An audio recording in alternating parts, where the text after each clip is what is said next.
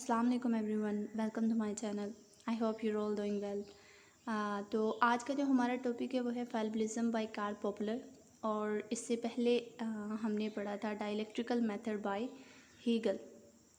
तो सबसे पहले हम लोग कार्ल पॉपुलर का इंट्रोडक्शन पढ़ते हैं। सर कार्ल पॉपुलर जो है वो पैदा हुए थे 1902 में, और ये एक ऑस्ट्रियन ब्रिटिश फ़िलासफ़र थे और 20th सेंचुरी के ये मोस्ट इन्फ्लुएंशियल जो फ़िलासफ़र हैं वो समझे जाते हैं। Popper is known for his rejection of the classical inductivist views on the scientific method in favour of empirical falsification.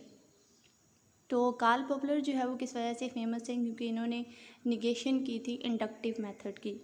तो इंडक्टिव और डिडक्टिव मेथड के दरमियान डिफरेंस जो है हम लोग पढ़ चुके हैं।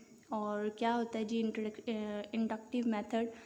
इंडक्टिव मेथड ऐसा एक मेथड होता है जिसमें जो है वो कुछ जनरल स्टेटमेंट्स बनाई जाती हैं और फिर जो है वो एक ख़ास कंक्लूजन पे, स्पेसिफिक कंक्लूजन पे जो है वो पहुंचा जाता है। जबकि जो डिडक्टिव मेथड है उसमें क्या होता है, एक स्पेसिफिक स्टेटमेंट को लेकर जो है वो कुछ जो है वो ऑब्जर्वेशंस बनाई जाती हैं और फिर जो है वो किया जाता है, एक जनरल स्टेटमेंट पे पहुंचा जाता है। तो ये दोनों जो है वो एक दूसरे के ऑपोजिट हैं। तो कार्ल पॉपुलर ने जो है वो इंडक्टिव जो मेथड है उसकी जो है वो निगेशन की अपने फाल्बिलिज्म मेथड के ज़रिए से। तो इनकी जो फेमस बुक है उसका नाम है the open society and it's enemies. तो सबसे पहले हम लोग इंट्रोडक्शन पढ़ते हैं फाल्बिलिज्म का कि फाल्बिलिज्म होती क्या है।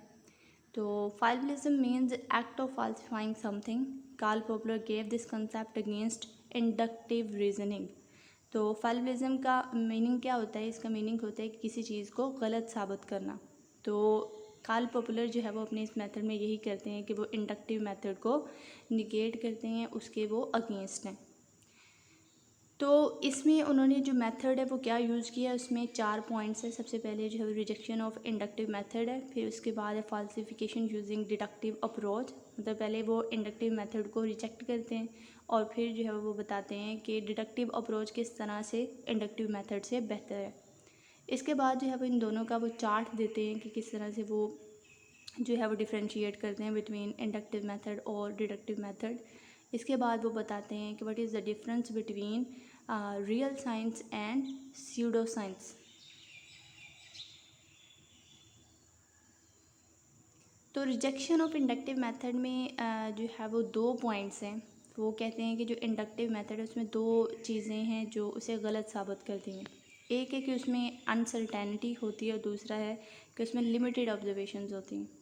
तो पहले पॉइंट में किस तरह से इंडक्टिव मेथड जो है वो अनसर्टेन है। No matter how many observations are made, there is always the possibility that the future observation can refute it. Like observations जो है वो बनाई जाती हैं इंडक्टिव मेथड में, जनरल स्टेटमेंट्स, और फिर जो है वो एक स्पेसिफिक कंक्लूजन तक पहुंचा जाता है। लेकिन कार्ल पॉपुलर कहते हैं कि जितनी मर्ज़ी ऑब्जर्वेशंस बनाई जाएं, लेकिन हमेशा ये पॉसिबिलिटी होगी कि कोई फ्यूचर में ऑब्जर्वेशन आ सकती है और वो उसे रिफ्यूट कर सकती है, उसे वो गलत साबित कर सकती है।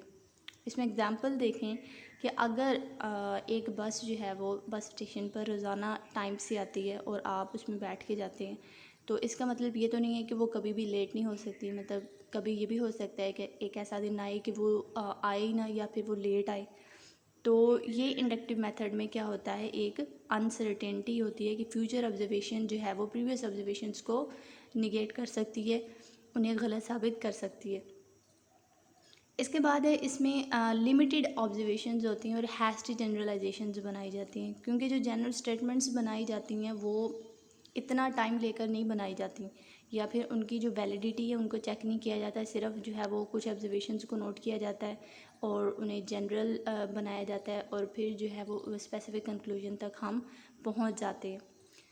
All inductive evidences are limited. We do not observe the universe all the time. The generalizations are hasty which can be wrong. कि हमारे पास इतना टाइम नहीं होता है कि हम पूरी की पूरी यूनिवर्स को देखें और हम हर वक्त यही काम नहीं करते। For example, all American swans are white while black swans can also be observed in Australia. कि जो अमेरिका में स्वॉन्स होती हैं वो सारी की सारी क्या होती हैं, वाइट होती हैं। तो एक ऐसा बंदा जो वहाँ पे बैठ के ऑब्जर्वेशन कर रहा है तो वो जनरल स्टेटमेंट देगा कि all American swans are white.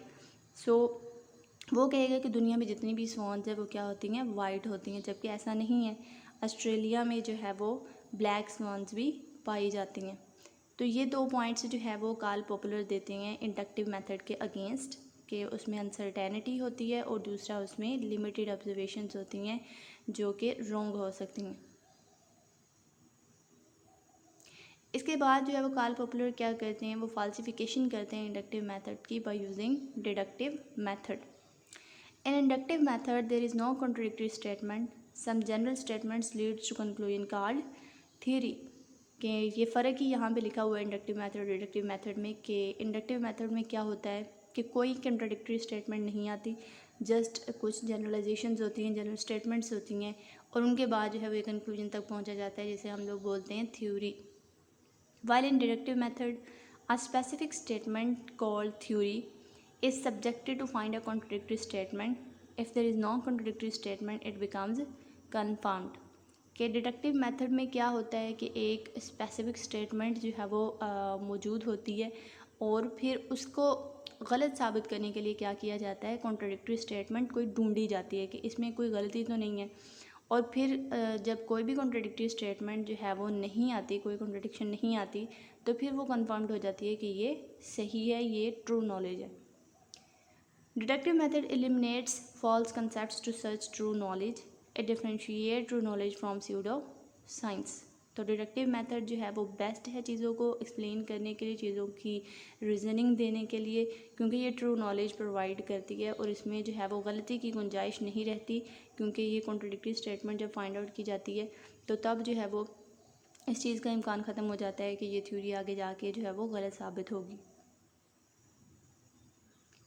इसके बाद जो है वो कार्ल पॉपुलर जो है वो डिफरेंस बताते हैं between real science and pseudo science.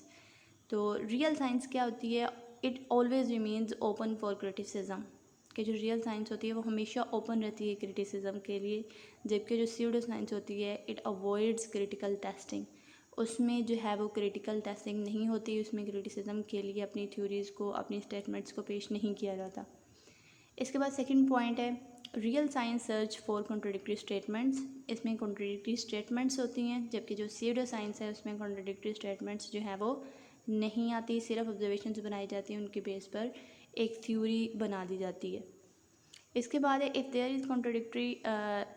Is no contradictory statement it becomes a certain knowledge, कि अगर रियल साइंस में क्या होता है कि कोई भी कॉन्ट्राडिक्टरी स्टेटमेंट नहीं आती तो फिर वो एक सर्टन नॉलेज, एक ट्रू नॉलेज जो है वो बन जाती है, जो गलत नहीं होती।